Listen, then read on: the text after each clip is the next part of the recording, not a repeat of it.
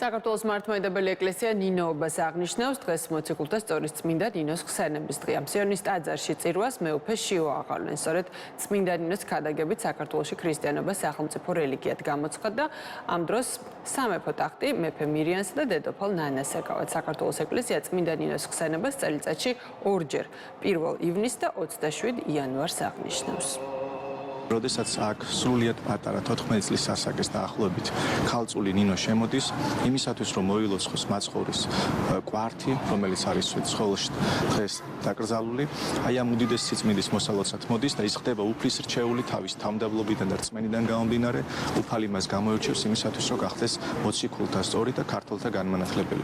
მან არა მხოლოდ განამტკიცა ქრისტიანული რწმენა ჩვენ სერში, არამედ მისი დაუღალავი შრომით, ღვაწლით, ლოცვით და უამრავი სრულებული სასწაულით, რომელიც მეფე დედოფალსაც კი უკავშირდებოდა, სახელმწიფო რელიგიათაც კი იქნა ქრისტიანობა გამოცხადებული ჩვენს ქვეყანაში. დღემდე მისი ჯვარი სასწაულმოქმედი არის შემორჩენილი, ის არის სიონის საკათედრო ტაძარში და მისითა მეოხებითა და წყალობით ღმერთმა დაალოცოს, გაამთლიანოს და დაიფაროს სრულიად საქართველო. გილოცავთ თევანდელ დღეს, თევანდელი დღის საადა მადლი შევეწიოს ჩვენ საქართველოს და მთელ სოფლიოს.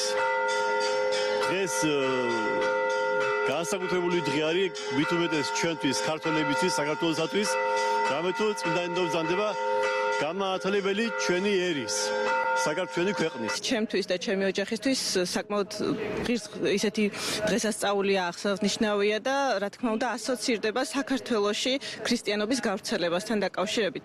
მინდა მივულოცო სრულიად საქართველოს წმინდა ნინოს მადლმა დაალოცოს და გააძლიეროს ჩვენი ერი.